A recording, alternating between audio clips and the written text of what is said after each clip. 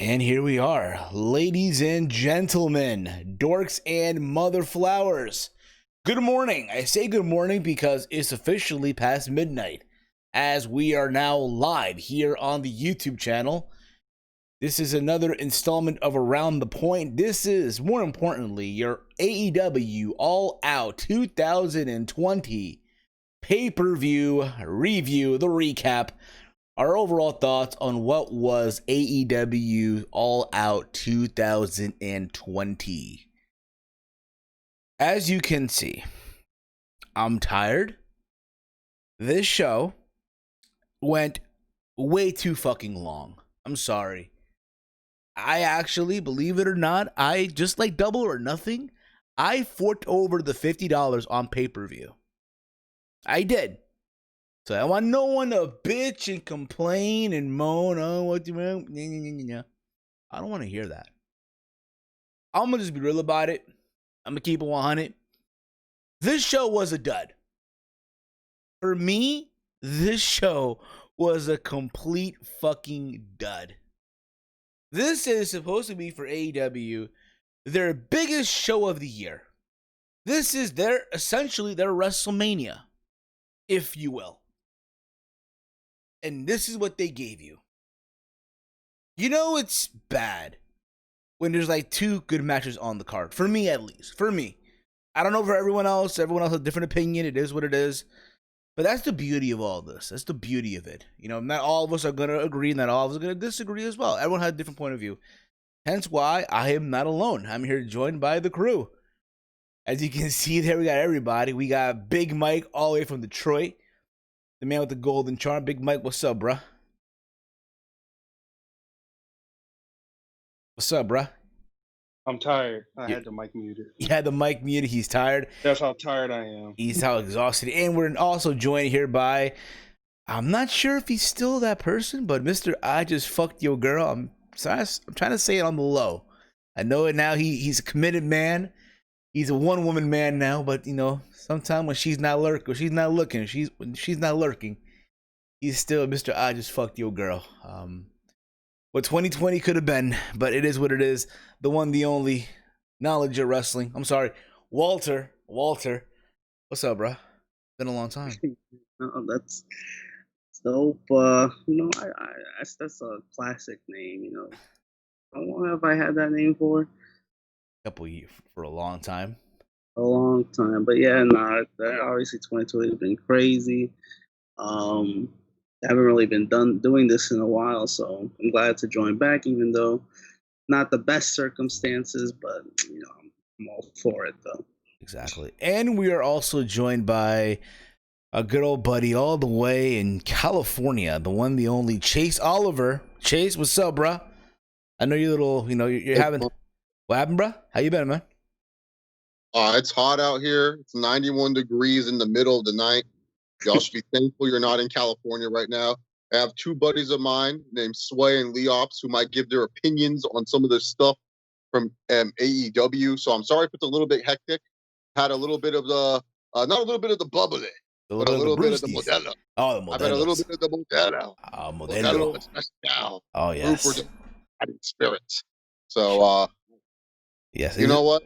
Even you didn't introduce me properly, too. You know, I'm the AEW fanboy assassin. Okay. Here we go. Well, it's been a while. Shay, it's been a while. It's been like, when was the last time all of us got together for something like this, you know? So let me get this right. Let me get it right, okay, Chase? Will that make you feel better? Let me get it right. And we're here joined by the AEW fanboy assassin himself, Dr. Chase Oliver 68. Chase, what's up, bro? How's California over there, man? Okay, like I said, it's hot as hell out here. Yeah, fuck it. Fuck it. Just fuck it. Yeah, that just sums up the pay-per-view. Just fuck it. Just fuck it. You know what? It is what it is. You know it's funny though. I don't know if you guys listen to this shit or not, but I did, because fuck it. You know, a couple of days ago, Tony Khan did a media call. This is what Cody usually does, right? For the pay-per-views, but again, Cody's taking time off. Man, was he missed tonight. I'm just gonna say that right now. But in the conference call, he said that in his opinion, Double or Nothing kicked the crap out of WrestleMania. I don't know if you guys caught that or not. That dude is a mark. I heard something like that. Yeah. Now, people went crazy about it, but I get what he meant. I get it. He's trying to hype up his show. He knows of him saying that it's gonna get the attention of everybody. They're gonna catch that one line and boom and go with it. And people talk. People again. And his thought was, hey, by me saying this, it's gonna make people want to watch the All Out coming up this Saturday. And if that was the attempt, man, the delivery sucked. Man, the end game just, what the fuck? And again, listen, I know for a fact, could be a lot of these dorky podcasters on the internet that are going to defend this show and say this show was amazing. They're going to say, oh, but this is better than Payback, better than SummerSlam. At least AEW cares about their talent and their fans. At least Tony Khan is not an old geezer like Vince. Yeah, but at least Vince buckles down, though. You know what I mean? Like, at least the old guy buckles down. When he has his foot down, he has his foot down. Right. But that was for me. Walter, what was your take overall on the show? Man, I mean, I didn't even have that many high expectations to begin with. I didn't like how the card was looking to begin with. But I'm like, these type of cards could be like, I'm like, since I have low expectations, maybe, it won't turn out so bad. So I actually purchased the show as well. And the last pay-per-view I purchased, I think, was All Out from last year. So I'm like, why not? Let's just do it. And, I instantly regret it. I still have to go on Twitter and tweet AEW or something. I need a refund or something because I'm not used to spending $50 on a wrestling pay-per-view. So it was bad, I felt like the only way for me to critique the show is if I actually, spent my money, put my money where my mouth is. Yeah. But I instantly regretted it. Big Mike, what about you, bruh? What about you? What was your overall take on the show? I have the same thoughts. If I had 2 more thumbs, I'd give this show 4 thumbs down. This is awful. I want my $50 back right now, in hand, cash. You got a haircut too, bro. You got a haircut for the show too. You got a haircut. Oh shit! You look good. You look fresh for the show. Oh, okay. I like that. Chase, what about you, bro? Did you also fork over the $50 like everyone else, or did you like find it through the? Find it through the black. Shout out to Timer.tv. There you go.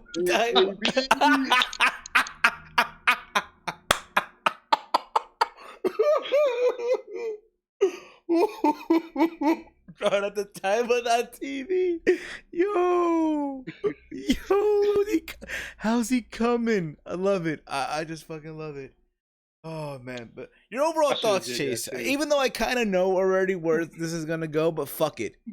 This is the beauty of it. What was your overall take of your take, and I guess even of your friends that were there too, if they want to chime in? The show was terrible. I'll take any shitty WWE show over this, man. This was the worst display of professional wrestling I've seen in quite some time.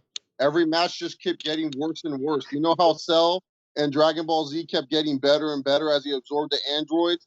This shit kept getting worse and worse. It was degressing every single minute, man. I couldn't believe what I was watching before my eyes.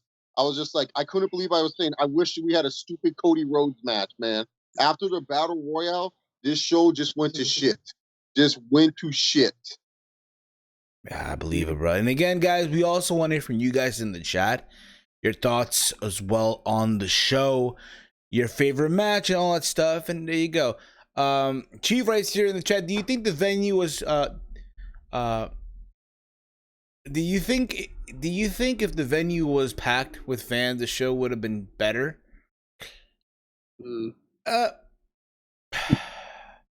I mean, no. Maybe a little bit. It would have helped the crowd a little bit. Little help, but that doesn't change like the product, like what's going in the ring, and it just, it could help, but I wouldn't be drastic, I think. Facts, yeah, absolutely. We also got Romeo Cologne. Thanks, Steve. Steve, thanks for coming on True Rewind, which, by the way, guys, go check it out. It's over on True Hill Heat's YouTube channel. Myself, SP3, and Romeo. We went back in time in the DeLorean and recapped WCW World War III 1995. I had a blast doing it with those guys. They're awesome people. Going over that show. It's over on their channel. He writes here, question for y'all. Is it being hot and humid a good excuse for being a quiet fan in the stands? Because if I paid money, I don't care how hot it is, I'm gonna be loud. Hey, no, there's no excuse. I don't care how hot and humid it is. First of all, I've been to Ring of Honor, PWG with all these smelly, fat wrestling fans. It's been way worse, okay? This is nothing. Oh, it's hot in Jacksonville. Yeah, you know this shit already, man. I watched Jaguar games. These people are still cheering in the crowd in that festin-filled pool. So, you know what? I don't want to hear no excuses. The word is professional. Yeah, professional. Thank you. Thank you, Sway, for that. But the thing is, it was just there was not enough fans. That's just pretty much it, dude. Yeah. There's not a lot of places and stuff. Like, that's just pretty much it, man. Like, that arena has terrible acoustics, man. There's not enough where you can actually hear a crowd or anything like that, man. And really, to be honest, some of these wrestlers, we see it. They need fans. They need fans to control. Yeah, I'll give you that one too. I'll give you that one. They do, again, at least. You know what, they try to make it. They try to make it work. So my understanding, they increased the percentage of the people that can be in the building. I think it was for Dynamite was 10%. Now here's 15%. But yeah, I mean, again, it's just that right now what's going on. So with that being said, let's get into the card, shall we? Let's get into this review. Believe it or not, there's actually 11 matches on this damn thing. 11. There have only been 6. I know. The rest is 11. Oh my goodness, dude! There was 11. I know. And I say that because 2 of them were on the buy-in. See, originally, and I'll get to this right now. Originally, it was supposed to be Big Swole and Britt Baker on the buy-in in their tooth and nails match, but because the toxic AEW fans complained and went into crybaby bitch mode on the internet, and because a lot of them were adding at Tony Khan and this and that, because Tony Khan is at sometimes in his own Achilles heel, he's a simp. Tell like it is. Tony Khan, he let the fans, get to him and what have you, and he caved. So he moved this match to the main card. Right? And because of that, they had to add 2 random matches that could have easily been on AEW Dark. Here on the buy-in, aka kickoff show. So the first match on the kickoff show was Serpentico, who was accompanied by Luther. Remember Luther? From the Nightmare Collective, the bald dude, yeah. He was accompanying Serpentico, doing a lucha mask, and he went up against the bad boy Joey Janela. This match went about 7 minutes long, with Joey Janela did pick up the win with the diving elbow. Chase, I remember a long time ago you said, Joey Janela could have been the king of the indies, and then he got punked by Enzo. Then he got punked by Enzo Amore. And here I am looking at this like, why is he even signed? Dude, it's like my friend said. It's when you order Chris Jericho and Rey Mysterio off Wish on Mexico. This is what you get. This match right here between what's his name, Sinister Six and Joey Janela. But I don't know who the heck. I know. Ray Buyaka or something. Dominic Mysterio. I don't know who this kid was, man, but he sucked. He literally went to the top rope at one point in this match and was. I thought he was gonna do a 630 Muhammad Ali type of shit. I was excited. I was like, oh, this kid's gonna be great. And then he jumped down and then he beat up Jelly. And then afterwards he did it again and it was just a Jeff Hardy swanton. What the hell was that, dude? Get a new moveset, man. You suck. This match sucked. I don't understand why Joey Janela is a thing. Like, this guy, really, to be honest, man, he just needs to go back to GCW and just try to rebrand himself after Enzo Amore almost capped his ass at a Blink-182 concert. Yeah. Here's the thing about it too, like, and again, I've watched some of the GCW shows, and I love how they treat Janela like he's the star. Like, oh my god, he is making this TNT money, but yet he's barely even put on television. When he is put on television, he's losing. This guy barely gets a win. So how the fuck am I supposed to take this guy serious? And again, I like Janela. I'm from Jersey. You feel what I'm saying? How many times have I come on here when you guys crap on him, I praise him and shit? It's like, yeah, there's that. Anyway, moving on here. Moving on. We have here also on the buy-in show. But by the way, guys, your thoughts as well. Did you guys watch the match? Mike? No. Walter? Yeah, you watched?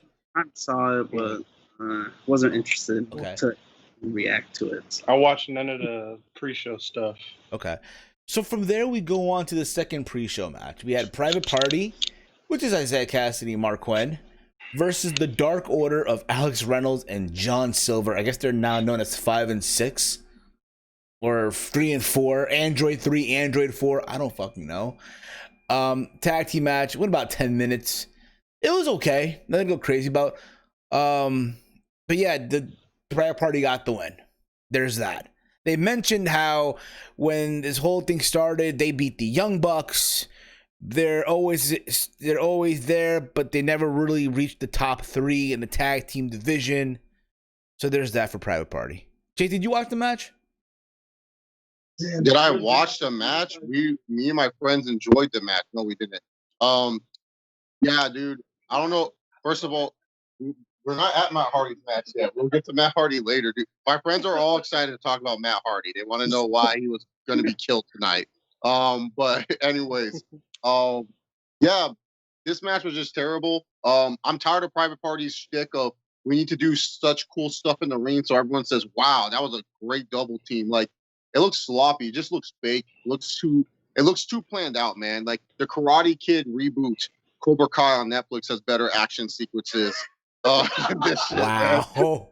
Wow. I agree with you wholeheartedly. Me too, yeah. Saying, don't get me wrong. The Private Party, they're really good. Like they're fun to watch, but when they're doing all this fake shit, it's just like they might as well just have Tony Khan come out and say, "Hey, we're fake, not real.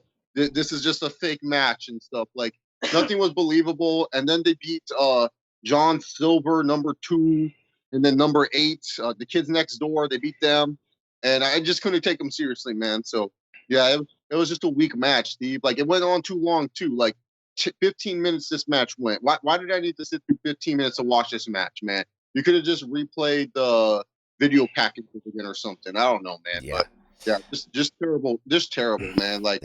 And also, I miss Private Party's old theme song. What is this? I need a shot, shit, man. They're not drinking. They're just like they're not drinking. They're not drinking on the job. Well, that's what the thing is. Like, if they took a shot after or before the match, I'd be like, okay, yeah, that's why they fuck up so much, man. They're drunk in the ring, but they're not drunk in the ring. They're sober, so I don't know why they're fucking up so much, man. I'm just saying, if they were drunk in the ring, I'd be like, oh yeah, that's why this botch is happening, because they're drunk. They're taking shots before the match. That's what their theme song says. Shot, another one. Shot, another one. Shot, another one. They're not taking shots, man. They just suck. Well, there you go. I love this. I fucking love this. Chief writes here in the chat, Joey Janela was a big fish in a small pond in the Indies. Basically. From there, we move on to the main card. This is where, yeah, things just went all over the place, if you will. So we begin. We start off, and again, it's funny because, again, people bitched and moaned that they wanted the tooth and nail match on the main card so fucking badly. And I'm like, yo, you motherfuckers, you better hope and pray that this match is the match of the night. You better hope Britt Baker and Big Swole steal the fucking show for all the crybaby bullshit people were doing on Twitter. Right? They better hope and pray. So they start off with their tooth and nails match, and Tony Khan did say in the fucking conference call it was going to be cinematic. So yes, once again, another cinematic match in 2020 to add to the list. Granted, this wasn't the WWE budget by no means at all. But damn, this was a fucking. I don't know what the fuck it was. I don't know what was I seeing here. So Britt Baker, Big Swole, shows up in some luxury car. She has a driver like drop her off, whatever, right? She goes into this dental office. For whatever reason, they're in a dental office. And she tries to find Britt Baker, but Rebel or Rebby, or Reba was his receptionist, and that's where shit just went everywhere. They're just fighting all over the dental office. They're fighting the outside. This shit was just completely terrible. Again, I don't know why fans even like wanted this match on the main card so fucking badly. For what? People were telling me, oh, they've had a good feud. What were they feuding about? That's what I want to know. Can someone answer me this question? Dude, I forgot. I mean, it went from, I guess, when she was injured to. I can't even explain it, bro. I Like, don't what even were they know. feud? Like, what's the feud here? I Like, don't even know. what's the feud? know that they always had segments every week on AEW, I on know Dynamite. that, but still, I don't know like, what the purpose were for them, but Yeah, they were just like filler segments just yeah, for they're just something for Britt Baker to do. you're a filler because she was injured, and I guess now that she's not injured, they wanted her on the card. I don't know. there's a moment in the match, bro, where they're on the fucking dentist chair, right? And I guess the idea was that Britt Baker was gonna grab like anesthesia, right? Novocaine, right? Yeah. And just numb up Big Swole. And instead, Swole counters it and numbs up Britt Baker's leg. So you see Britt Baker just dragging her leg. And that's when you knew this shit ended. Like, bro, this was just a disaster ready to fucking happen. And I still want to know, what the fuck were they feuding about? What's the purpose of this shit? Why are they both getting paid for this? And again, for all the talk of them, of AEW, they're not showcasing their women, right? You showcase them like this? Are you shit? Whose man's is this? Who booked this shit? The Yeah, Bucks? check Kenny? AEW heels for the women. AEW heels? Bro, I have no words. Chase, what about you, bro? Are you there, Chase? I'm here, man. And my friend and I, we were making fun of this whole match. We were saying, like, what if we worked at Chipotle and we just saw these two idiots fighting in the back or something like that? Like that's how we felt during it. And my friend lost it when what was it? The Rolls Royce, was it? Did you say the Rolls Royce? Yeah. They called the golf cart the Rolls Royce or something. Yeah. This match was terrible, dude. I don't know, man. It seemed like a waste of my time. None of these women are gonna touch the title right now, so. Yeah, dude. Like, I feel like this should have been on the pre-show. Fuck these fans for crying about something they shouldn't be crying about. Thank God, Time of TV, baby. Yeah, dude. For real? Why are they crying? I don't know why they're crying, dude. They're crying about some. Like, I'm sorry.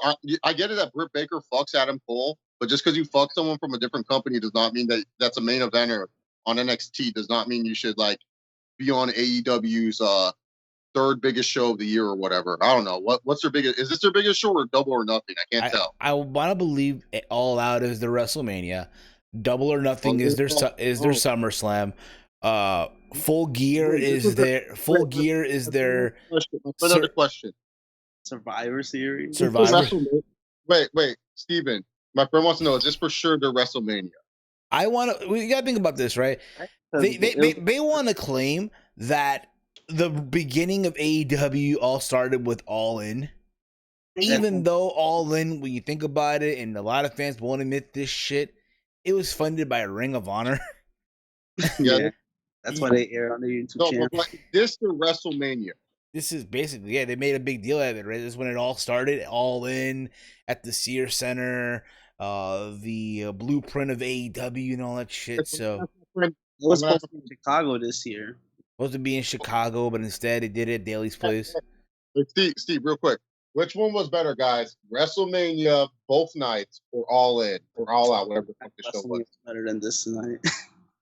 WrestleMania nights. I'll say one step further. And again, it's not trying to be being an apologist or anything like that. I know that's the vibe people will get from this.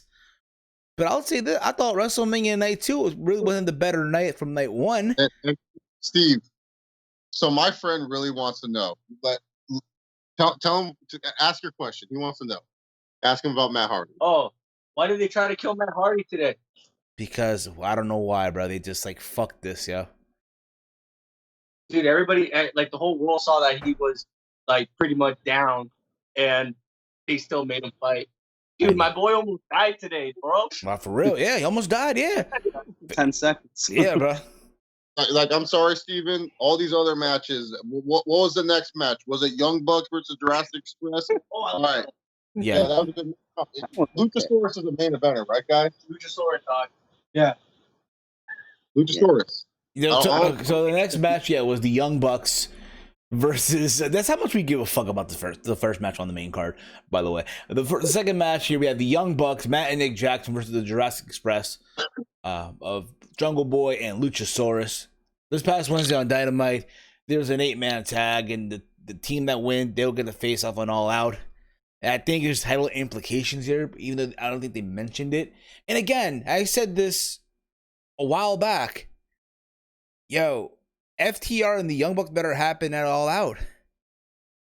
And the fact that it didn't, Steven. Thank God it didn't. FTR fucking sucks. Oh, what a snooze fest, huh? Oh man. We'll get to that. J&J, Randy Orton, and these guys fucking suck, dog. Fucking bums, dude.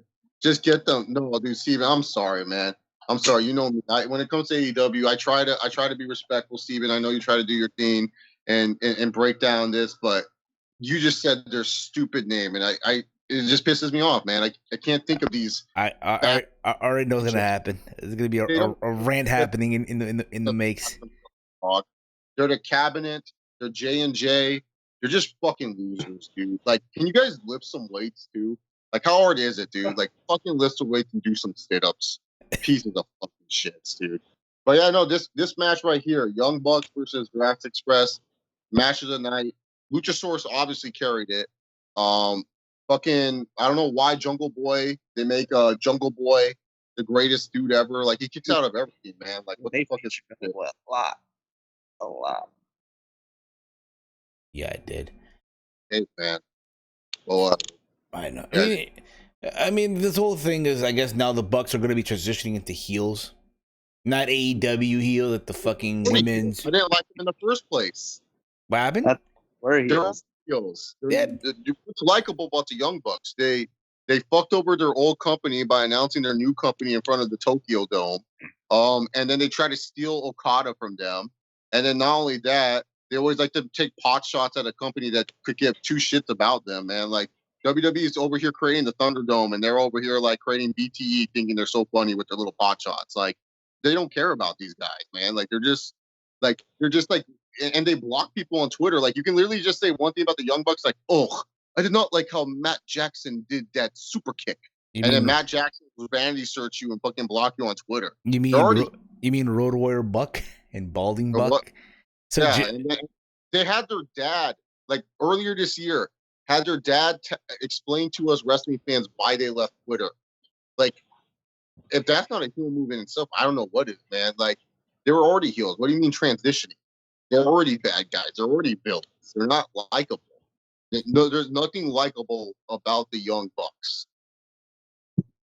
Fair enough, Jason. When you put it in that way, I get what you mean now. There's more likable things about Cody Rhodes than the Young Bucks. I wish Cody Rhodes was on tonight's show. I miss Cody, dude. I miss that shitty theme song. I thought I'd never hear this shit, bro. What the? Him coming out, his stupid pyro, dog, Pharaoh. Oh, I missed him. The chandelier dropping. Wrestling has more than one royal family. Yeah.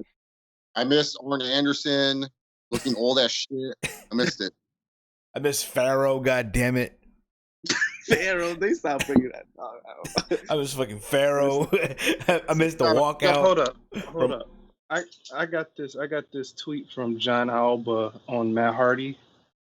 He said that Tony Khan said health and safety is foremost. Says Matt Hardy is okay. Tony stopped the match, and the doctors checked him, and the doctors cleared him per protocol, and he passed concussion test, but went to the hospital. What protocol? That lasted like 2 seconds. Yeah. How do you pass a concussion test In 2 seconds. in the same night? In this, yeah. How the fuck does that happen? Is he walking? Is that okay? He's walking. He's saying he's doing his broken gimmick. That's passable. Give me a fucking break, yo. Give me Anyway, Bucks and Jurassic Express. The match went about 14 minutes and 50 seconds here per Wikipedia. Again, they try to make it work. I mean, I think honestly, on another night, it'd probably be a better match. To be fair with you, not every Young Bucks match can be a home run. Can we all agree on that? Well, yeah. Yeah. I remember back in the day, I had to go to Ring of Honor show, and I see the Young Buck versus Red Dragon. They would steal the show.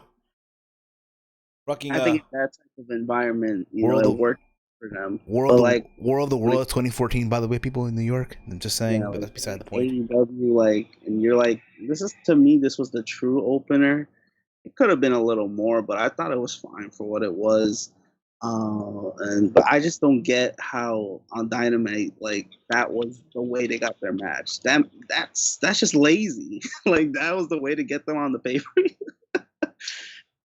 That's just laziness. Yeah. I think we all feel the same way, right? Chase, Walter, Mike, we all feel the same way. Let's move on to the next match, shall we? Move on. Yeah. And again, guys, if you got what match? So now we're gonna go on to the 21-man Casino Battle Royal. This is basically their spin on the New Japan Rumble, their spin on the Royal Rumble, if you will. Yeah. Matt Sydal had the best one ever. Don't at me, man. That's Sydal, bro.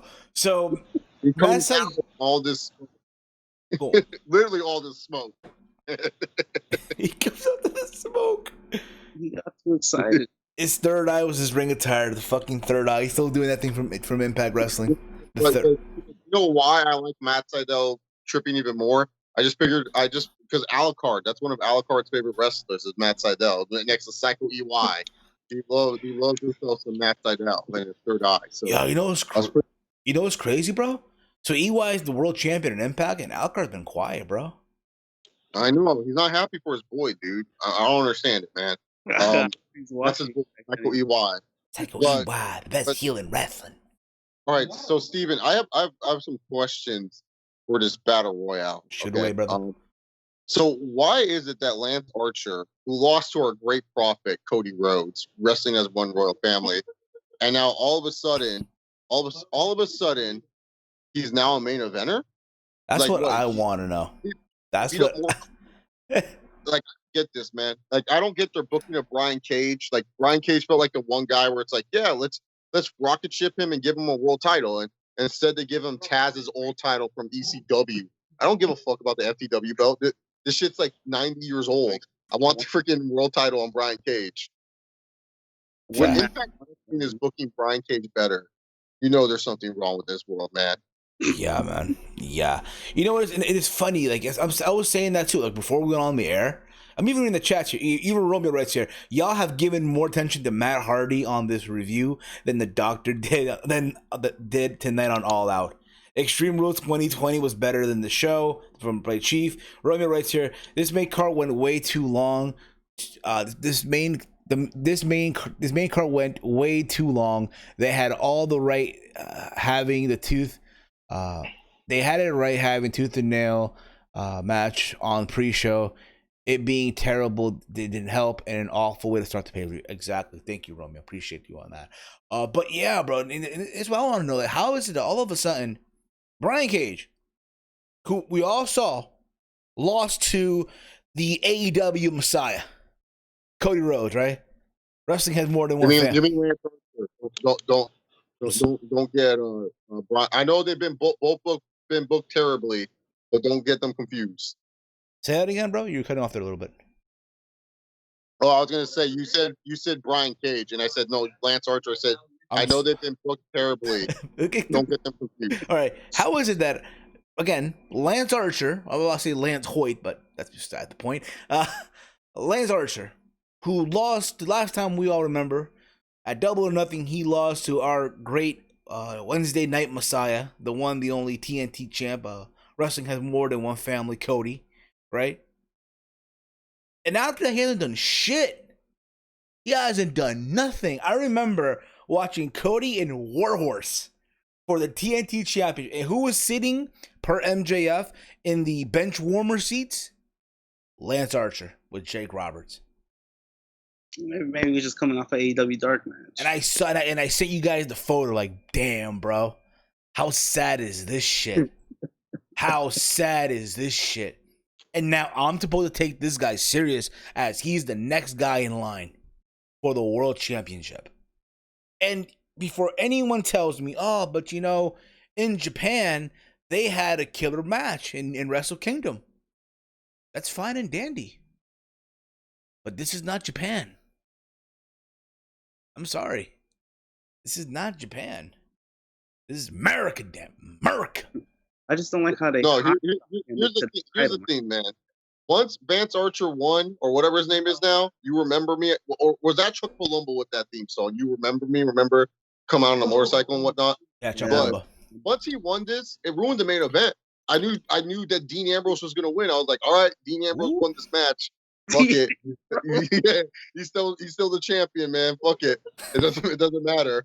Like I just knew it. I was just like because you're not gonna book MJF versus Lance Archer. They're not gonna be like, oh yeah, so let's do this storyline where no, MJF's a heel, Lance Archer's a heel. They're not gonna try to make Lance Archer a baby face because you know they've been making him a heel. It's not like Lance Archer all of a sudden like after losing to Cody was like, yeah, dude, I shouldn't beat up jobbers anymore. I should start giving chocolate to old people, helping people cross the street, and picking up old women and stuff. Like, no, like he was still beating up jobbers, and he destroyed a locker room or something. Like I saw a segment, and he destroyed a locker room because he was upset.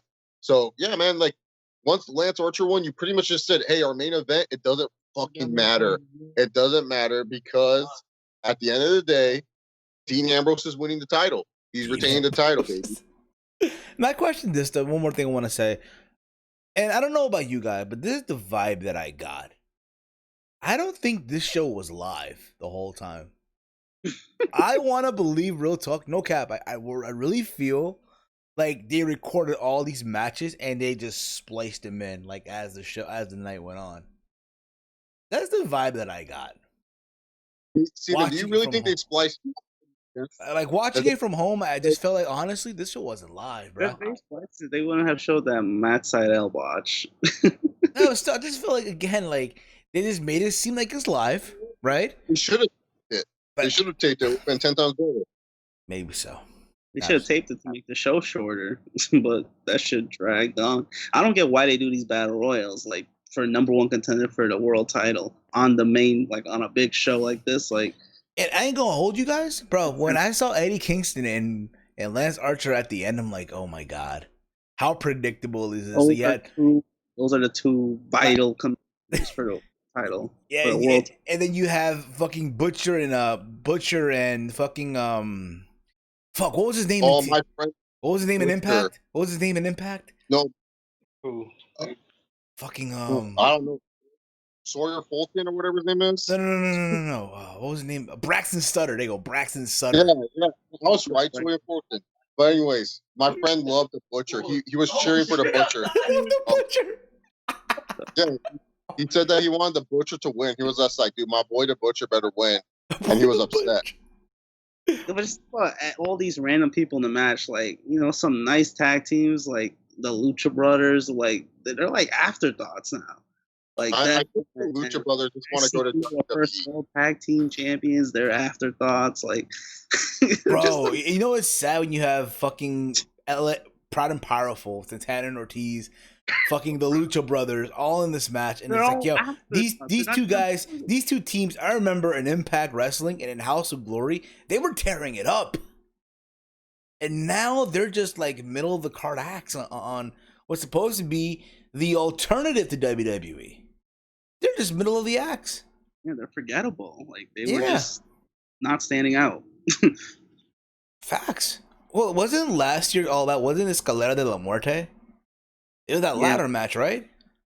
Yep. Yeah, dude. Yeah, it was another match for the Young Bucks that went way too long and no one gave a fuck about. Yeah, facts. So there's that. Now Lance Archer is the #1 contender. I'm pretty sure at Full Gear. So why the fuck would you get this out on free television? They should. I mean, I don't want to. That's not hype. Lance Archer versus Jon Moxley. I mean, that doesn't scream pay-per-view to me. But Chief writes a question here. Who do you guys like to see? Oh, you know what? Fuck it. We'll just say it right now. Who would you guys like to see? Take the title off Moxley. Not Matt Hardy. I wrote in the comment. I wrote the FTC. I wrote the FTC. My friend said, yeah. I wrote the FTC. What about you guys? I don't even know, man.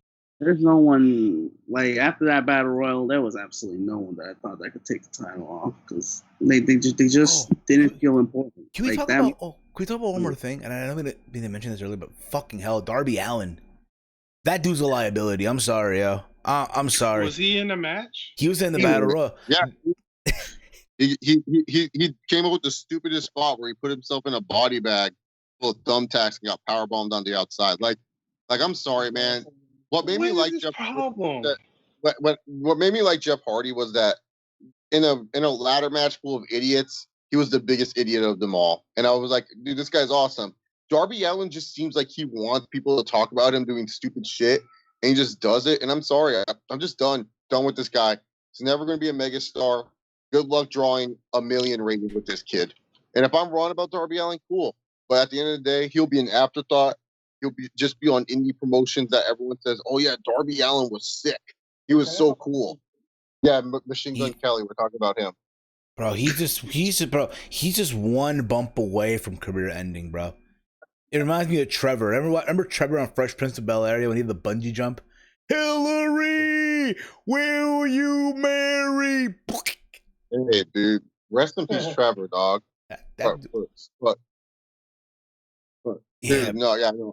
Darby Allin, like, he's just whatever, you know? Going forward, that's his new name is Trevor. Bro. Trevor is just a liability, bro. I'm sorry. Trevor's a fucking liability. I'm sorry. And this is the problem this is the issue that I have. I wish Tony Khan, honest to God, I get it.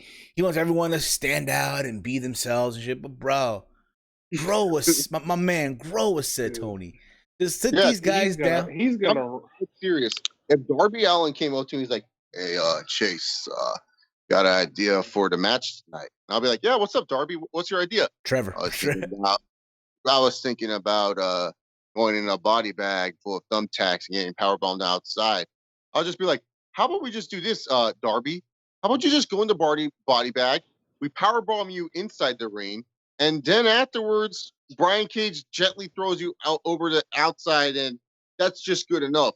No, I really need to feel the pain because remember, I paint my body with the skull because of my dad and the DUI accident, and I'm half dead already.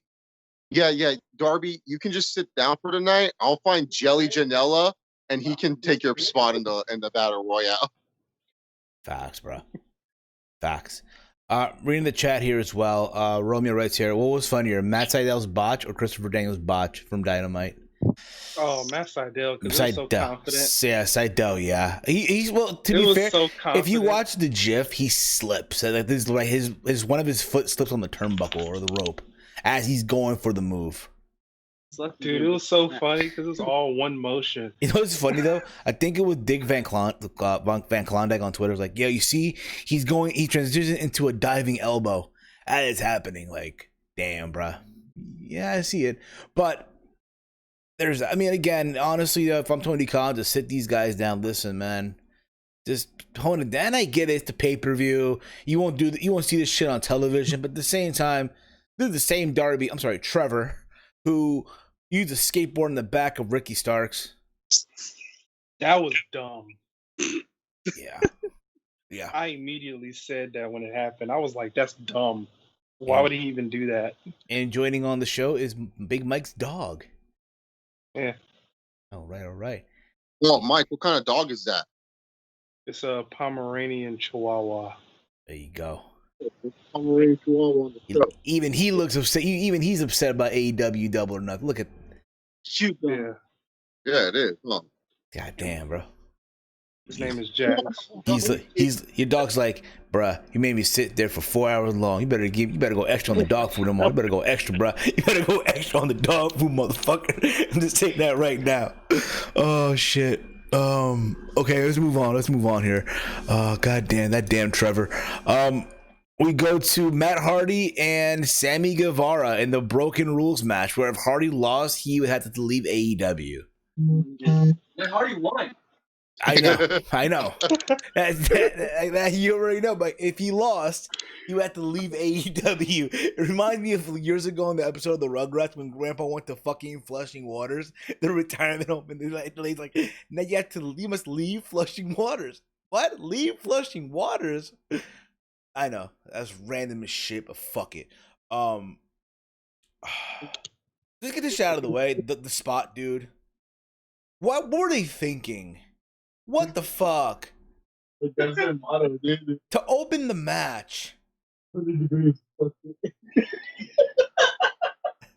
To open the fucking match, dude. He tried to go for a side effect. Yes, but the spear. Sammy spears him off the top of the stage. They land on this table where they even mentioned we have masks if fans don't bring a mask and all this shit. And his head bounced off the concrete. He's dogging me out. What happened? Oh, my friend saw the dog and he said he was dogging him out. The dog? Yeah. Facts, yeah. Yeah, I'm ruining his sleep right now. No, but here's the thing, Steven. This was the dumbest spot I've ever seen in professional wrestling history. What I get it that AEW is trying to be hip to the kids and do all this gay shit. But why couldn't they? No, really, like this shit is super stupid. Yeah, super gay, like super cool, I guess, in a way. But what's the point? What's the point of having what makes them think like, hey, you know what, guys? Let's do a spear off this small little crane so Matt Hardy can hit his head on it. Like, how can you not have padding there? Can you just put fucking padding? How hard is it? Like Tony Khan, you're in an NFL stadium. I'm sure there's some fucking padding. You want to take this bump? Do it on the AstroTurf. It won't fucking hurt as much as the freaking concrete. Like literally, Right. They just said, "Oh yeah, let's put it on concrete, and then afterwards, let's just have Matt Hardy get punched in the head 2 more times, just for safe measures.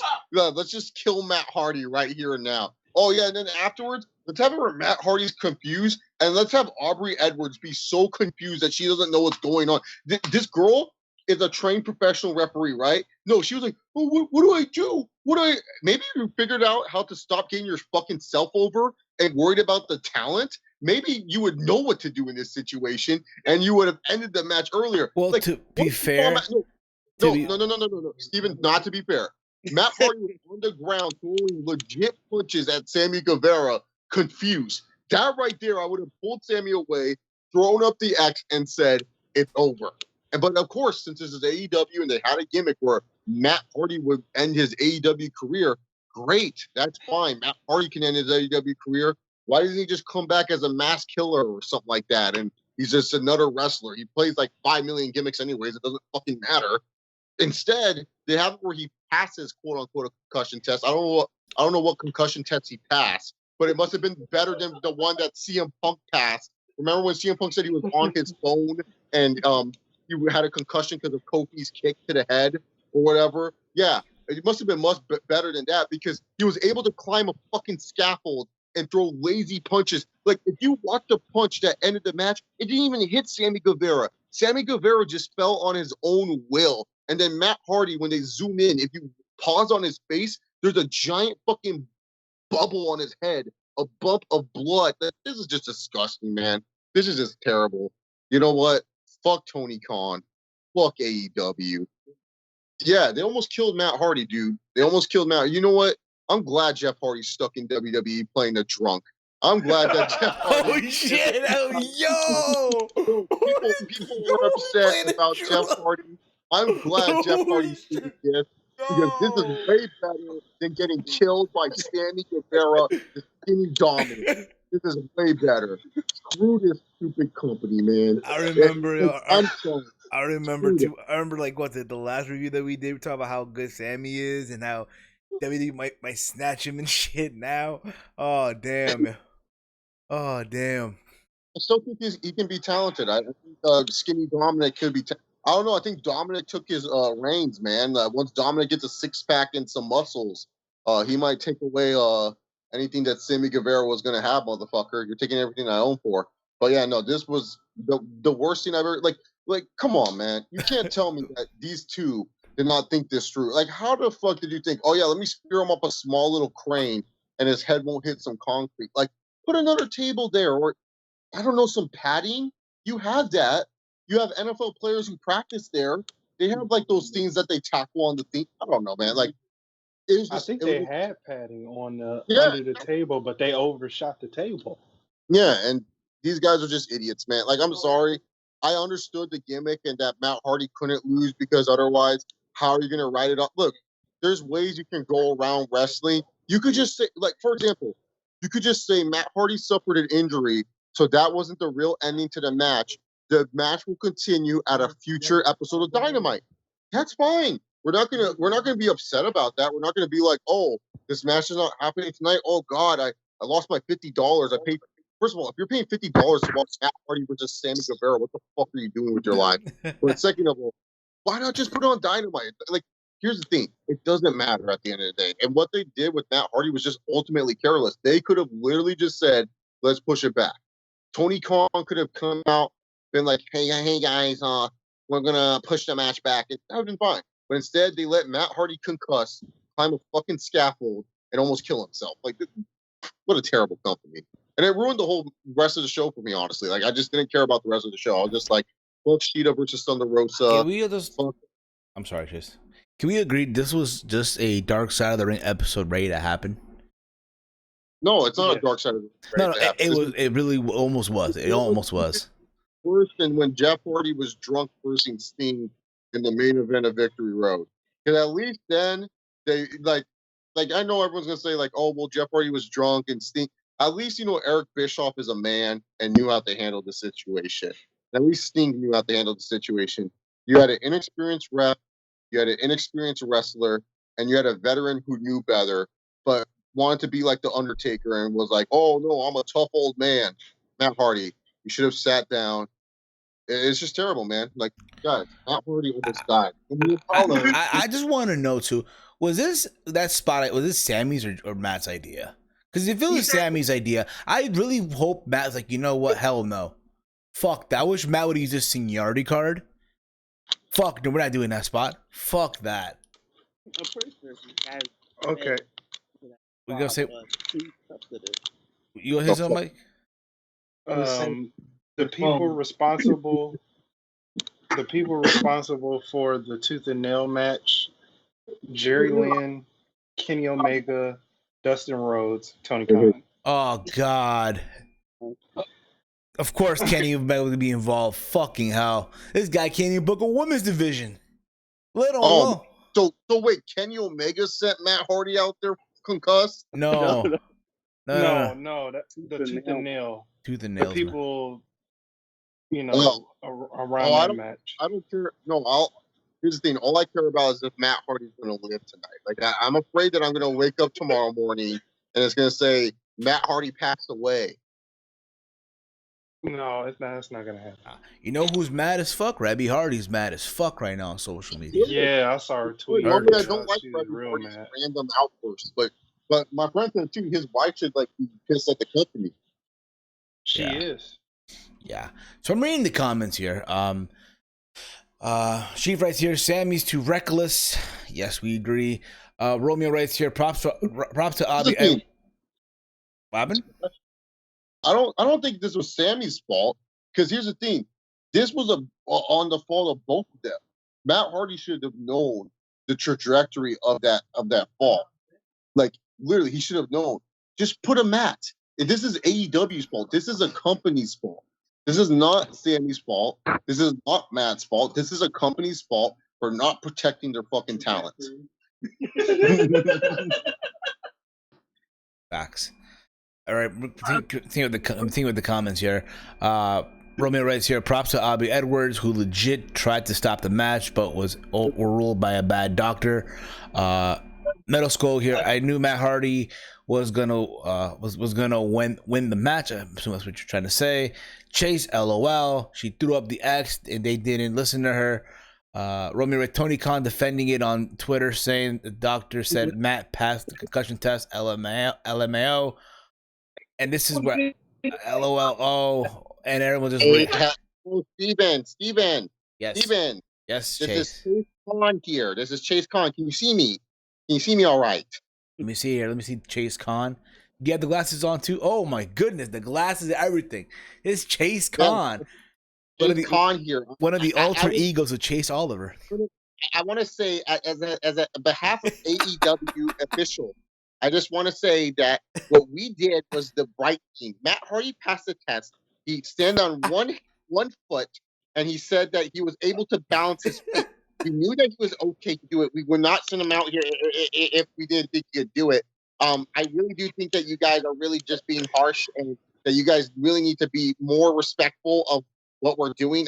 We provided probably what was the greatest pay-per-view of the 21st century, almost going to be the 22nd century, in my personal opinion. Just beat out Double or Nothing. Just beat out the last pay-per-view you did, and I'm pretty sure Full Gear will beat this pay-per-view too. But what can you expect from greatness? Like, oh my god! But you guys, and what you're saying about me and Matt Hardy and everything, and Kenny, you guys need to be much nicer. We're providing you an alternative to the World Wrestling Entertainment Incorporated, and we're giving you guys the best form of product possible.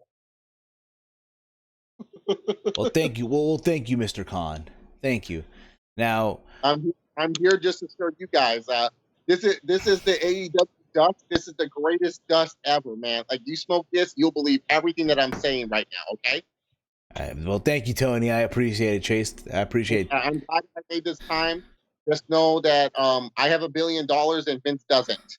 Well, there you go. Another fact right there. Chase Khan 2020. There you go. Hashtag, that's my president, I hope. So then Matt got the win, and we saw what happened. Let's move on here. Let's move on. We have for the AEW Women's Championship, we have Hikaru Shida defending her championship versus Thunder Rosa, who's the NWA Women's Champion. They played the video package. I just thought, again, I'll always find it funny. They signed the contract in a hotel room, and you see the fucking bathroom sink just in the fucking background. I will always find that shit hilarious, bro. I'm just saying. Here's the thing. By default, this is probably the best thing on the show. It really, really is. The match went about 17 minutes. In reality, though, I'm just keeping it real with you guys. It didn't have to be this long, though. For me, it did not have to be this fucking long. And as expected, Hikaru Shida did pick up the win. Because if you're real about it, you're not going to have Thunder Rosa, who, from what it looks like, is not signed to an AEW contract, right? You're not going to have her fucking beat, their champion. Not going to happen. I'm sorry. Wasn't happening. So there's that. Now, I guess you can say that, hey, maybe now down the road, you can have Hikaru Shida challenge Thunder Rosa for the NWA title, and then lead to a third match where winner takes all. I don't fucking know. I doubt it, but still, there's that. Your guys' thoughts on this match overall? The match was solid. Best thing I've seen on the show thus far, and yeah. Walter, your thoughts on the match, brother? Yeah, I think it's a match that we did need after that debacle that we just talked about. I mean, it was still tough, to just follow up with that. And it seemed like couldn't really hear the fans at all night, to be honest. But it could be that they were dead. I don't know what happened, but Yeah, match kind of went on a little too long, but I kudos to both women. They did put on a solid showing. Yeah. Chase, what about you, brother? Your thoughts on the match? Oh, sorry. I was trying to kick Chase Khan out of here. He was trying to sell me full gear tickets. I didn't want to go to the shitty event. But anyway, so Cheetah versus Thunder Rosa. It was an okay match. Like, I know everyone said this was their match of the night. I need to know what Chase Khan was smoking, because that right there is not true. This match was just bad. Like, me and my friend, we were watching this match and we were trying to do everything else but not watch this match. We were bored.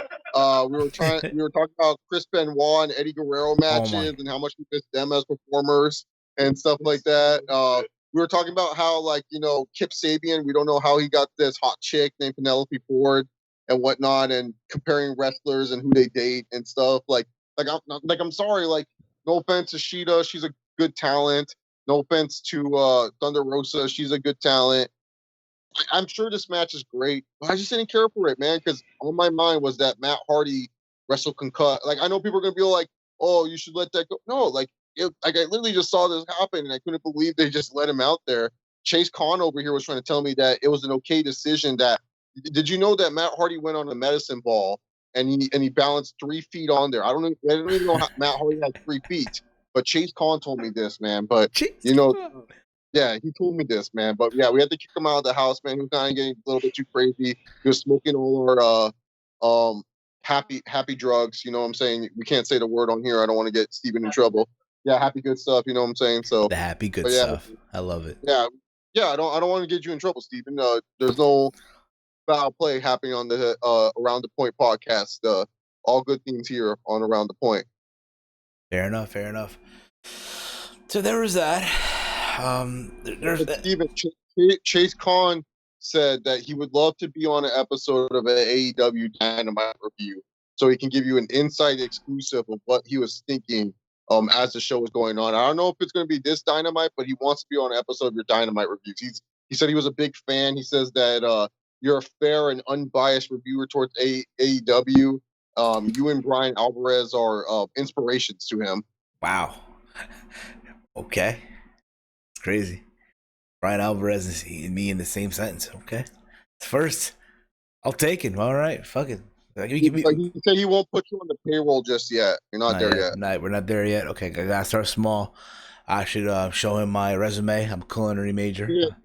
He would offer Big Mike $10 for every positive review. I don't know. Big Mike, is that enough money compensation from Chase Khan? $10 for every positive AEW review? Bump it up to 15. That's a little bit too much. He's a billionaire. He can't do that now. 11.50. 11. Yes. No. 11.50. 11. Oh, okay. 11. Well, I'm sure Chase Khan is not far from here. I'm sure he has more choice words for you guys later tonight. Fair enough. Right. So there's that. There's that. And now the question is, who's next in line to challenge Hikaru Shida? We'll see. We did get a backstage interview of Kip Sabian and Penelope Ford. They are apparently going to get married. They're going to announce the best man this coming Wednesday. I think the wedding is on Wednesday on Dynamite. Yeah, it's all announced Wednesday. And they took the liberty to take a little jab at WWE. I'm sure you all heard the news. Vince McMahon not wanting his talent to take part in third-party activities, such as Twitch or Cameo and YouTube and stuff like that. So, in this whole promo, Kip Sabian took the liberty to promote his Twitch channel. Apparently, he's a streamer. I didn't know this. And you saw the lower third, AEW approved the message. And here's the thing about it. I get it. Yes, it's done what WWE's doing. All the fuck you want. But was it really necessary to do that? If you're AEW? They always do that. I know that, but is it necessary, though? No, it's not. To them, yes. To us, no. It's just petty. It really, really is. So fucking petty. Now the question is, who's going to be the fucking best man? Jimmy Havoc. Oh, fuck. Who cares? Who cares? They're just going to divorce each other. Jimmy fucking Havoc, yo, for real. Did he get fired? Yeah, he did. Next thing you know is Marty Skrull. Fucking Marty Skrull. That's why he shows up in Dynamite. Not even to the fucking Elite. They're just gonna divorce each other in 2 years. Probably so. Who knows? Probably cheat on her with. She's probably gonna cheat on him with a woman. I don't fucking know. Anyway, from there we go on to the 8-person tag match.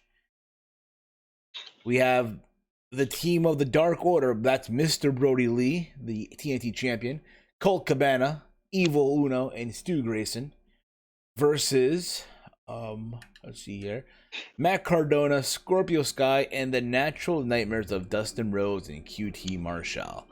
This was my bathroom break, believe it or not. I'm sorry, but this really was my fucking bathroom break. I don't know about you guys. It's funny because I cooked. I did chicken penne alla vodka, right? And this is the moment where I got my second plate. I got my second plate. I filled up on Gatorade.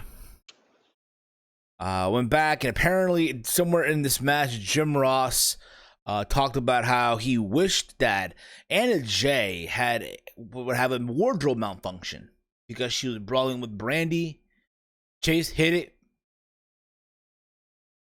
Brandy. Wait, so this 8-man tag match did not need to happen on this show. This was just like, I don't know why this main event of Dynamite. No, this was not even a main event of Dynamite. I don't know why this main event of Dark happened. I don't know why Zack Ryder's saying, "Yo, bro, I'm not even a part of the company," and this guy gets pyro like he's a main eventer on this show. Like I'm just saying, man, this just sucked. Fuck Luke Harper. Fuck Goldust. I love QT Marshall. I can't say fuck to him. He's awesome. Colt Cabana. Fuck CM Punk for making you wrestle, so that way you have to pay his fucking fees. Fuck CM Punk. He's the reason why Colt Cabana has to do this stupid shit. What did I call them earlier? I forgot my stupid nickname. Android 1, Android 2. I don't know.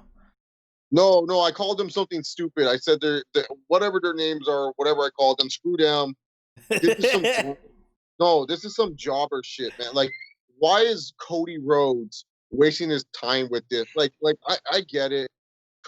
Like, you know what, Cody?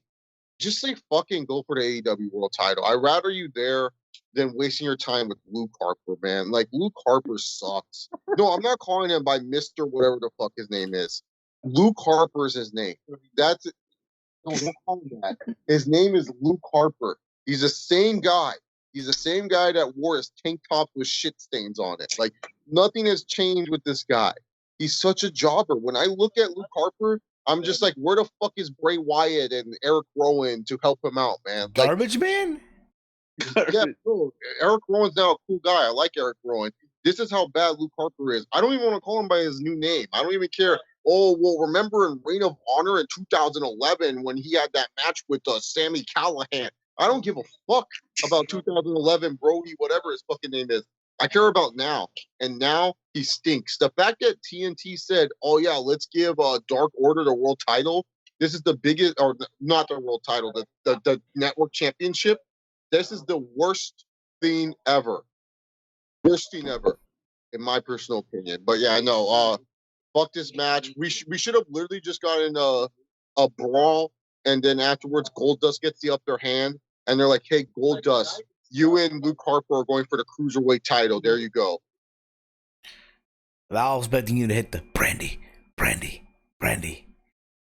I'm going in to win, Brandy. But yeah, there's that.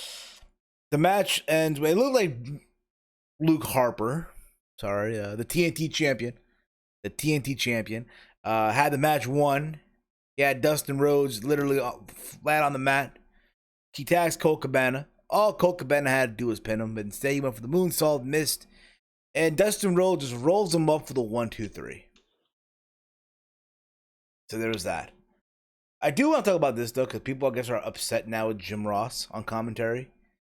Turns out that during the brawl with Brandy and Anna Jay, Jim Ross wished that Anna Jay had a wardrobe malfunction. Hey, dude, JR hey, I don't know why wrestling fans are getting upset about it. These wrestling fans, they have like accounts where they follow like upskirts and nip slips and whatnot. So I don't know why they're upset. Yeah, that's what I want to know. Yeah, for Like, real. yeah, JR, you're right. Like, JR is just doing what he's doing, man. Let's keep it. Let's keep it a buck. Jim Ross does not give a fuck, yo. He doesn't give a fuck, but he bro. doesn't care about the product in general. Like, yeah, people are probably happy that he's commentating and all, but he doesn't care. Bro, Just the way he commentates. You know what it is? You know what it is, though? This reminds me of Kurt Angle when he went to TNA. He's like, I hope they're watching.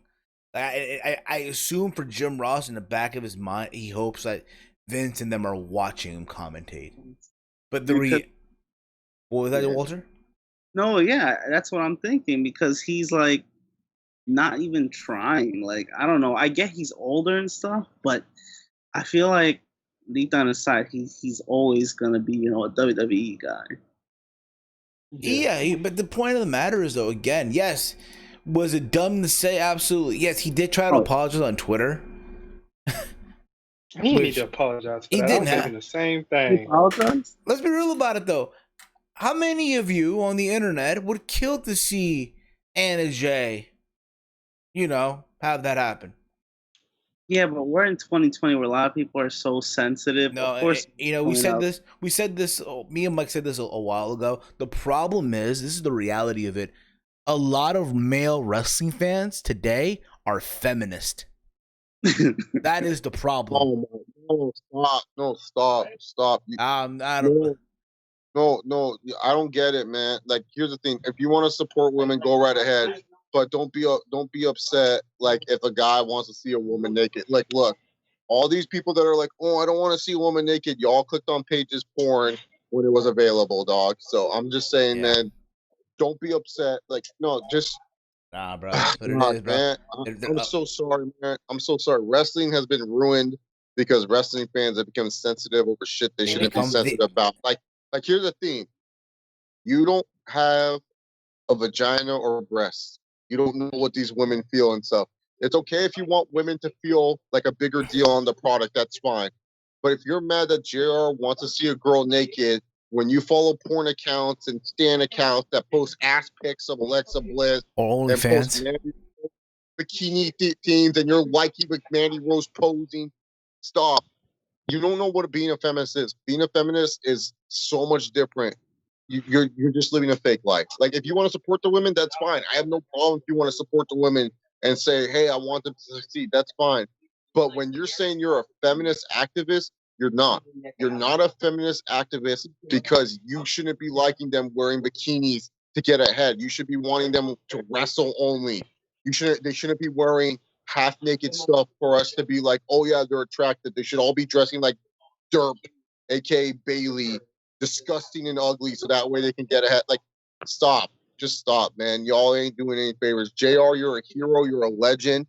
You have cerebral palsy and you're old as fuck. You lost your wife. He's still working. working. 2 years ago. Let this man be horny. Just let him be horny. Y'all are just hating for no reason. Chase Khan agrees. He's in the background. He says he agrees. Chase Khan's on my side, so you're on my side. Facts. There you go. But yeah, it's true, though. At the end of the day, listen, again, everyone's complaining about this shit. I guarantee a lot of you have OnlyFans and you hit the subscribe and then unsubscribe so you don't want to fucking renew to see your girl crush and all that. Wrestling women Twitter that post all these sexy pics. Yeah, stop. Like, here's the thing. Like I said, I have no problem with women getting ahead in wrestling. I have no problem with them main eventing. I don't care about that. But if you're saying you're a feminist activist, you can't like them posting booty pics. You can't like their photos doing bikinis, because that is just something that is.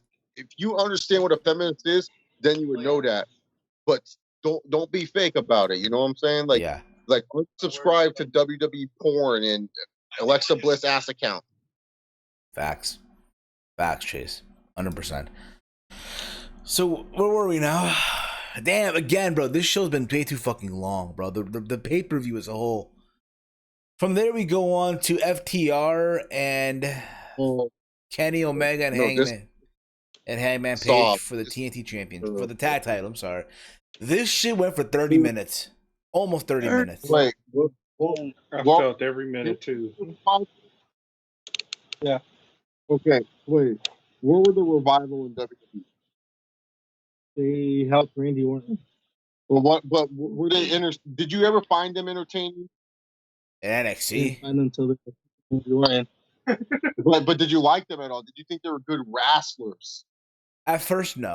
However, I said Where are we going with this? No, but would you watch a 30-minute FTR match or Revival match? no, fuck no. Fuck no. Exactly. See, that's the thing. This is why the Revival left the company, is to have 30-minute matches that no one gave a fuck about. This match stunk.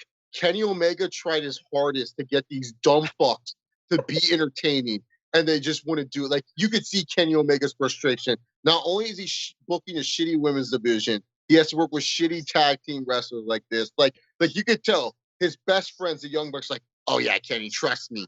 These guys right here, they're fucking great. And then Kenny was annoyed of how slow-paced these assholes were and how they were just doing this stupid shit. He did not like it. Like, you could tell by Kenny Omega's face. He was like, get me the fuck out of this match. It's fucking terrible. Hangman Page, he tried. You know, this is not on Kenny or Hangman Page. They're great wrestlers. They did their part. The Revival just sucked the wind out of the building. They just sucked it up. They're fucking terrible. They're fucking terrible. Gargano and Ciampa carry these fuckers to the best matches of their lives, and they ride that out. And all these wrestling fans, like, honestly, get them the Young Bucks and then release them from their fucking contracts. Once they wrestle the Young Bucks, just release them. Just be like, FTR, fuck the Revival and release them, man, because they are just absolutely terrible. I'm sorry, Steven. Like, they suck. When they make Kenny Omega seem uninteresting, you know there's something wrong, dude. And I'm not even, Steven, how much have I bashed Kenny Omega on this show? How much have I said that he's not that good compared to Okada, Naito, and even Suzuki and all these other New Japan wrestlers that I like better than this idiot? A lot of them. Many times I can vouch. I can vouch. How many times the days of T-Mail podcast and now around the point? I can vouch. Yep. I can vouch. But that's the thing, Steven. These guys over here, they're fine having their boring ass 30-minute matches, while my boy Jay Uso's main eventing Payback or Clash of Champions with his cousin Roman Reigns. Literally, fuck the Revival. Fuck them. I just hope they get released. I don't want to see these guys. I'm boycotting all tag team matches that don't feature the Young Bucks versus them. Do not ever ask me, Steven, on the next whenever I come on to these. Do not ask me about the Full Gear tag title match unless it's the Young Bucks. I only want Young Bucks versus FTR. That's what I wanted. I'll be real about it. And I said this. I said this on Twitter when FTR showed up. Right, they needed to milk this match until all out between the Young Bucks and FTR. It did not need to be for the titles. Just have the match and that's it. Right, and we didn't get that. And other people are gonna say, "Oh, they're gonna wait for it when they can fill up the arenas." Nah, bruh. This is your biggest show of the year. The Revival will put the arena to sleep. These guys need to waste 25 minutes before they can do all their false finish shit. I hate these guys. They suck. When Kenny Omega's not having it with you, you know you suck. Like, Steven, Walter, I can see on Walter's face and Mike's face, they hate this match too.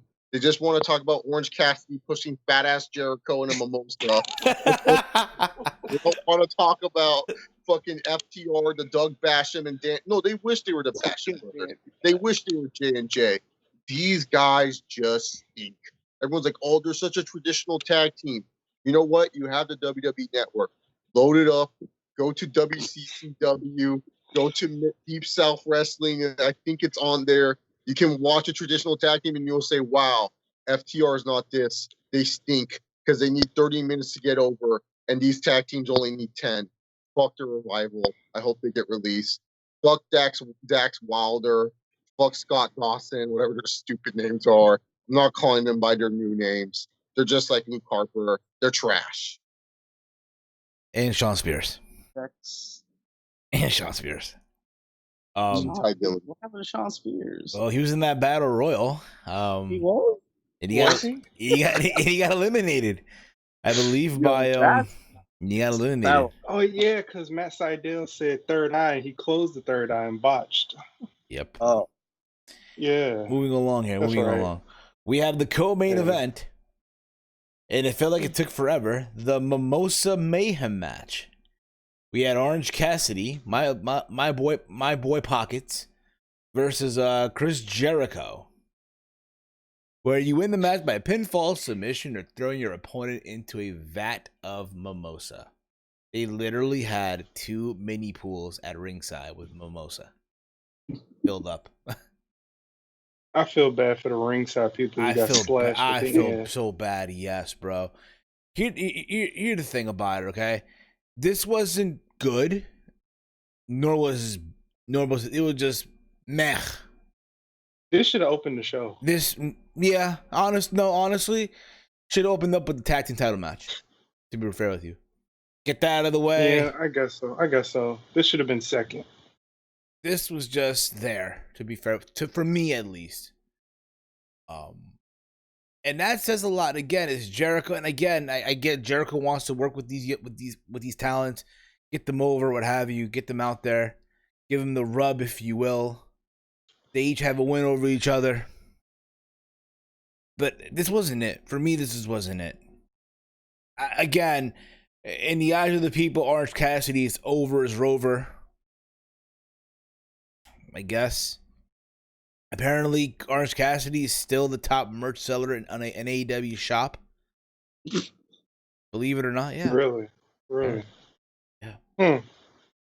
Okay. One of the top merch sellers, if you will. If he isn't right now, but still. But the point of the matter is, to me, this match was just there. Just, and again, maybe I was expecting something different. I did say this could either be a bad creative decision or just something that we're all gonna crap on and shit. And here we are. Mike, your thoughts on the Mimosa match? I wonder if it was real mimosa. No, bro, it was Fanta. It was Fanta. Because the orange, it was looking like Sunny D orange. Like Tang orange, bro. Tang. Yeah, that's old school. Tang. Yeah. Jesus. Walty, what about you, bro? Go. My bad. Go on, Mike. Go on. I'm sorry. I was done. No, go ahead. I was done. Walty. Much to talk about. Walty, what about you, bro? I think I was actually fine with the match because we had a long ass tag team title match, and I was like, maybe this match is gonna be shorter and to the point. I still felt it was a little long too. I think they should have used more weapons and stuff since it was no DQ, right? It was no DQ, so they did use weapons, but kind of also regular match kind of made no sense. Did they? They did, bro. Jericho whacked Cassidy with the fucking cocktail tray that still had the price sticker on. Yeah, oh, yeah. Okay. Yeah, I remember now. Should have more of that. I don't know. That was okay. I thought, I would have been fine with Jericho winning by pinfall and then Jericho getting thrown into the mimosa after. Because, are you really going to do something with this Orange Cassidy character? Did he really need to win? What are they going to do next with him? It only means something if they do something with him. That's the only way you could really beat Jericho twice. And I guess it made sense because Jericho didn't really get pinned. So I guess this was a way for him to lose. But I don't know. Let's hope. It all depends what they do after this. Yes. Chase, your thoughts, bro. Here we go. He's like, chill out. We ain't talking about Cassidy. All right, Steven. So my thoughts on this match was, I didn't give a fuck, to be honest. This match was just there, dude. I'm sorry. Orange Cassidy was supposed to be a fun little goof that was putting his hands in the pocket, doing spots, and Jericho somehow found a way to ruin him and make him too serious. So, yeah. There you go with that. I felt like that point of his character was him just being relaxed, and you didn't really see any of that in this match. So it was he was just another guy. Yes, there's that. And now we move on to the main event. Again, bro, this shit went on for 4 hours. 4 fucking hours. They do New Japan style Hey, they cards. for no reason, bro. This shit, bro. All they could have done was cut the fucking first match off, right? They could have gone, I guess, without the Sammy and Hardy match, and we would have been good. The main event of the evening, we had MJF versus John Moxley / Dean Ambrose. Oh no. For the AEW World Oh, Championship. This is the main event. Main World event. Championship. Quality 23 match. minutes. 23 minutes and That's 40 so deep. seconds. One for 23 minutes. A match where the Paradigm Shift was banned. Oh boy. Here's the thing. It's like we said earlier, right? When we found out that Lance Archer won the Battle Royal, you already knew like where this was going. Like, yeah. Yeah. And I loved how in commentary they made it seem like, oh, MJF is wrestling the perfect match against Moxley. He's, hanging in there, right? Working on the shoulder, working on that shoulder. What happened? Nope. Wasn't it? No, I'm just disagreeing what the commentator said, Steven. I thought MJF was wrestling a terrible match. Fair enough. No, fair enough with this one, Steven. Let's just be real here. He's just not ready for a main event potential. I get it. Cody loves this kid, and he's the future of sports and entertainment. He's Maxwell Jacob Friedman and whatever. But I'm sorry. This was a John Cena match if I've ever seen one. I wasted my time. Except I wasted 30 minutes. Normally Cena gets his bullshit done in like 15 minutes. Like, why did I waste 30 minutes just for John Moxley to do the paradigm shift and act like a goof? Like, this is a guy, like, didn't he go on a podcast? He's like, Vince made me do some goofy shit. I didn't like that. That was really weird. And then here he is doing goofy shit. Like, you know what? It's so bad right now in California, guys. I ran out of beer. So right now I'm on a beer run. So you guys are with me as I'm going to get more alcohol. So that way I'm more better after this experience. Because I need to forget the show tonight, guys. I can't be remembering the show tomorrow morning. I need to wake up.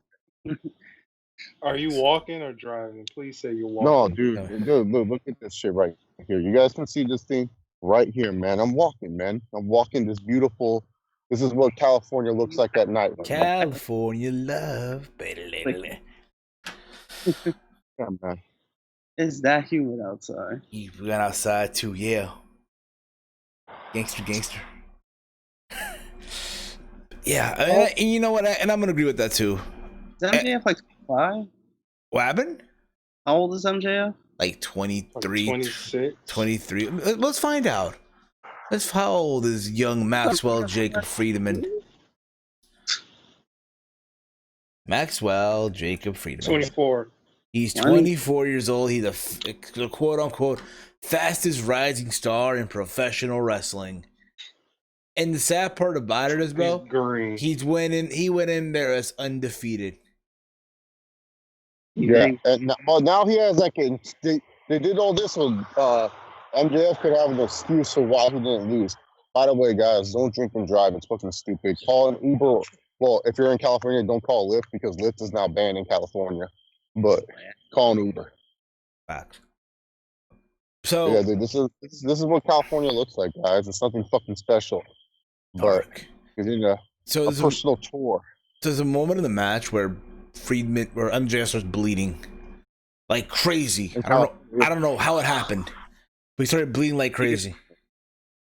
I think it was off of I think Moxley hit him with like a weird elbow, doing like that before that happened. It was like a weird elbow. Oh, so it was legit. Yeah, I thought it was just some fake blood and shit. That's what I literally thought. I thought it was late. No, he was bleeding like a stuck pig. Well, he took it like a man, continued with the match, I guess. Yeah. So the match was boring though. And then so we get to the ending of the match, right? Wardlow's he's on the ringside, he's on the fucking apron. He tried to throw the dynamite ring. It's on the fucking canvas. MJ wants to grab it. As the referee's turning around, Mox hits the paradigm shift for the 1, 2, 3. Lame finish. A terrible lame finish. Predictable as shit. There was that was AEW. Man, but this fit the bill, man. I was expecting something pathetic, and I got something pathetic. Shout out to Timer.tv. You get that free AEW stream, baby. Don't be paying no $50 for terrible wrestling ever again, guys. Reading the commentary again, MJF been pretty funny on Twitter afterwards. Told Renee Young her husband is a cheater, and also tweeted "fucking war." This is from Romeo. I also saw that too. Very funny. So there's that. Your thoughts overall, Mike? Your thoughts overall on the championship match and all that stuff? Boring. Walty. Yeah, not main event level worthy at all. I like MJF, but he still has a lot of things to learn, and Moxley, not really the best when it comes to wrestling matches anyway. So, not a big thing. Facts. And we already know how Chase feels as he's going to get his more Modelos, I'm assuming.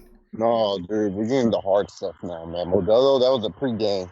We're going with the hard shit now. Let me flip the. Oh, whoops! I didn't flip the camera correctly. Let me flip the camera. Oh, whoops, guys. Sorry, you guys are just seeing my shit. This is not my neighborhood. I live in a different area. But yeah, man, like right now it's 91 degrees outside, dog. It's fucking hot. I'm wearing a tank top outside in the middle of the night. You guys are probably wondering.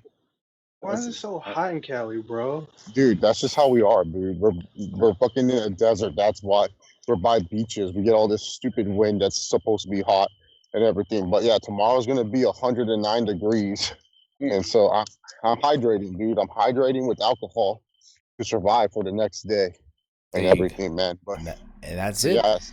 So yeah, I'm abbreviated, but I'm still being able to walk because I can hold my shit. But the thing is, man, I felt like this match would have been better if not every other match was like 45 minutes long as itself. I felt this match didn't stand out. It just felt like it dragged. I just felt this match would have been executed better if it felt as important, more important than the other matches. But the problem was, this match felt like every other fucking match, so it didn't feel as important in my personal opinion. So that's why I felt this match was terrible, because like it just ruined the importance of what was supposed to be a world championship match, you know? Facts. 100%. 100% on that. Yeah, guys, but this is see people think California is all Los Angeles and shit. This is real California right here, dude. Fucking blown ass, small ass town, man. Don't let all these people tell you what California is supposed to be. California is just like any other town, dude. See, this is like what people would consider the ghetto of California. Facts. I like that. Very Look at nice. this. Did you guys think California's like this or no? Nah, not based off the movies and stuff like that. Exactly. Tell me not. Word. All right, good to go. And by the way, I'm following the rules, dude. The little guy was green. Even though I could probably just jaywalk anyways. It doesn't matter. This shit. Look how quiet it is, dog. Crazy. Everyone's social distancing, Yeah, Word. yeah, dude. You would think if you saw where I'm walking now that I live in some Midwest town, but I do live in California, man. This is the real part of Cali, man. I believe it. I totally believe it. Look at these gas prices, man. Holy Look at this shit. Damn. $3. Holy fuck. Yeah, this is only if you're paying with cash too. Oh hell no, bro. We have another gas station right there. Yeah, that's our gas prices here in California. We're at 209 here. Word, yeah. Yeah. It's getting expensive again a little bit. Well, it's getting expensive again, but I mean, it's not 309. Over here in Jersey and shit. 309 a gallon, dog. That's how it is over here. Gas is expensive. I know that too. Yeah, exactly. Connecticut is 209. Yeah. So for anyone that thinks I don't live in Cali, after I show those gas prices, then you're like, okay, yeah, this guy lives in California for sure. Plus you can Google my town. It's Moorpark. It's in the fucking California. Moorpark, California. But I'm in Thousand Oaks right now. The Rams actually practice like 2 miles down from me and stuff, like on my old college campus. Oh. Facts. I'm reading the comments here again. Romeo writes here, Chase, you got more energy in the heat than that crowd did tonight. Oh, dude, For dude, dude. real. Here's the thing about living in California and being in the heat. You're just kind of used to it, man. Like you're either used to it or you're not. And the thing is, when you grow up on this area, you're used to it. Like a lot of people who are transplants from California, they're not used to the heat because they're so used to being like in the cold or different weather. Like people don't understand. California, we're not used to the cold. We're used to the fucking heat, man. Like we're used to this shit. Like this is normal. It's normal. Facts. I agree. All right. I'm Anyway, going to the liquor store, so I don't want you guys seeing what Daddy Chase is purchasing, but just know it'll be good. You guys can see that shit right here. I see. Yes, sir, baby. Oh shit. I see it. I see it. Anyway, guys, as we're wrapping this up now, All Out 2020. So much talk, so much promise, and yet this is what AEW gives Yeah, you. man. How's it going, boss? Yeah, there he is. I'm just This kind of night. Oh yeah. So as we wrap this up, guys, we're gonna go round table here. Final thoughts, if you will. Mike, we'll start with you. Your final thoughts overall on AEW All Out 2020 as we wrap this up. Put a ball in this shit. Shows like this make me not want to watch wrestling no more. Yeah. I get so discouraged. I'm like, I don't even want to watch it. Yes. Mike, my bad. You're right. Walty, what about you, brother? Yeah, I mean, I feel the same sentiment. You know, I started to watch wrestling more again because, you know, there was not nothing much to do now with the pandemic. And I feel I feel like I got robbed, you know. $50 is a lot. For me, I mean, probably not to a lot of people, but for me, $50 is $50. You know, my 50? girlfriend kind of called me an idiot for spending $50. Yeah, live together now? Huh? Yeah, living together now? What happened? Yeah, living together now? Yeah, living together? Nah, just weekends, you know, because that's literally our only days off. That's what's up, bro. I'm at her house right now. She's sleeping though. Bro, you could have bought her a fucking hoodie with $50, bro. That's what I'm saying. I could do anything with the $50. Nice dinner. That's your tank right there. That's your full tank with the whole. Oh no! Back when I had a Beamer, it was not anymore. That's your tank. Like, you could get a nice dinner or like something, but I spent it on All Out. See, here in Jersey now, we just started doing the indoor dining.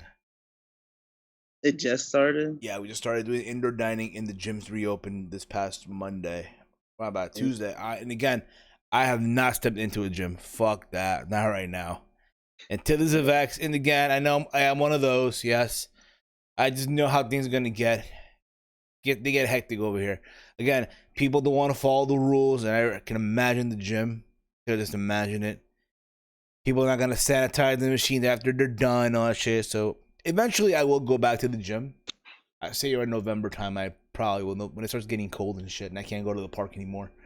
But right now, me in the park, we're like, me in the park, we're like this, man.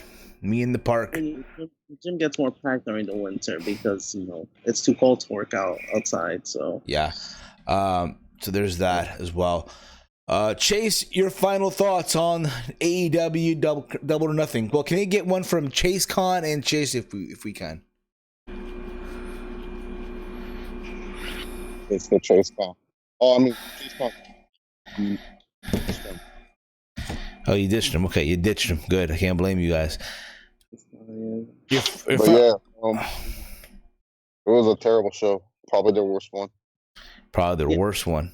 This is their worst. Yeah, but and you know what? Too, the sentiment on Twitter is kind of the same thing. But you know what? Again, I look forward to hearing these podcasters tomorrow morning when I wake up. While I'm at work, bored as shit, from 10 a.m. to 4 p.m. I'm not gonna be doing anything tomorrow at work. I look forward to hear what the fuck they got. And I already know. I already know for a fact they're gonna be some out there that I think this was amazing. This was great, if you will. But that's just beside the point, okay? Anyway, this is gonna be it for us here. We want to thank all of you for tuning in today. You guys have been awesome. As always, follow me on Twitter at HeelSteven. If you're new to the channel, hit the subscribe button down below. Give the video a big old thumbs up. Around the Point returns back next week. I am taking off tomorrow. Completely tomorrow. I'm going tomorrow. When I come back home from work, I'm just gonna sleep. I'm gonna play some FIFA, and I'm just going to sleep, bro. We're gonna shotgun one. So there's that. Are you feeling this good? Chase, let them know, bro. Where can Yeah. where can they find the one, the only Chase Oliver on the internet? Chase Oliver 68 on YouTube, Twitter, and that's pretty much it, man. There's that. Big Mike, Yeah, dude, look at the moon, guys. Hey, look at the moon in California. ooh, beautiful. Yeah, dude. Big Mike, let them know, bro. Where can they check you out, man? On the internet. Yeah, you can follow me on Twitter at Detroit Big Mike 1. Detroit Big Mike 1. Detroit, the man with the golden charm. Where? And Walty, Mister, I just fucked your girl, even though he has a girlfriend now. She's probably working right now. It looks like a Pokemon. Where? What Yeah. corner? Oh! Where can they check you out, Walty? Where can they check you out? Say a little loud. On Twitter at Hey Walter. At Hey, I'm Walter. Pretty easy. Oh shit! Sorry, Walter, man. We saw a bird with their beak. There you go. And with that being said, guys, this is gonna be it for us. Oh man, I was hoping we would make it to the point where I could shotgun a beer for you guys to show you guys how to really do it. But I gotta show it. Show us how it's done. well, dude, I still have to walk to the place, man. So Oh, you guys want to wait, Steven? If you want to wait another 10 minutes, we can do it. fuck it. All right, we'll wait another 10 minutes. Dad wanted a beer. Oh, okay. Hey, do you mind if I shotgun one right now here? Go ahead. But do you have one? Like a key or something that I could use? Here you go. Okay, fine. I'll use my thumb. All right, guys. So, I'm going to teach you guys professional methods right here, man.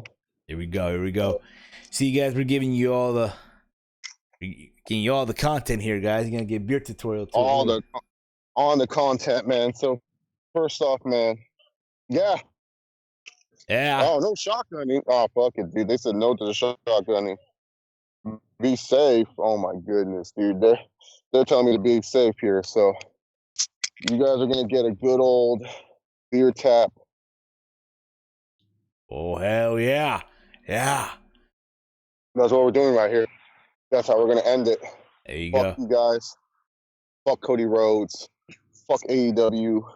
Fuck Tony Khan. And most importantly of them all, Fuck FTR. fuck the revival.